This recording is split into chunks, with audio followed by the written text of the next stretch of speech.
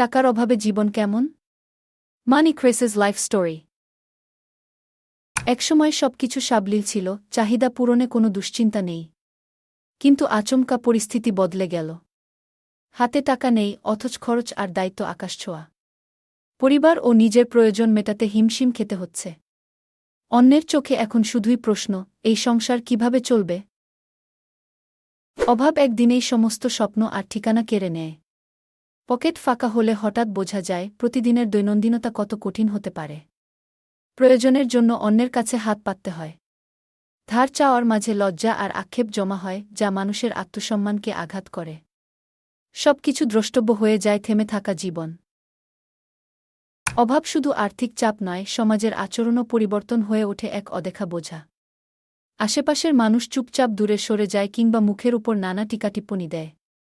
অভাব সম্পর্কে একটি বড় শিক্ষা, অর্থের অভাব আসলে সব সম্পর্কের আসল রূপ দেখিয়ে দেয়। অভাব নিজের কাছে পরাজয় নয়, বরং এক লড়াই। একে মোকাবিলা করতে হবে এবং শিক্ষা নিতে হবে আরও প্রস্তুত হয়ে বাঁচার। সমাজের সচেতনতার দরকার, সহানুভূতি আর সহযোগিতায়। আসুন নিজেদের চালিয়ে নিতে এবং অন্যদের পাশে দাঁড়াতে শিখি। মানুষ হয়ে মানুষের পাশে থাকুন। আপনার ছোট একটি সহায়তা কারও জীবন বদলাতে পারে, এখনই এগিয়ে আসুন।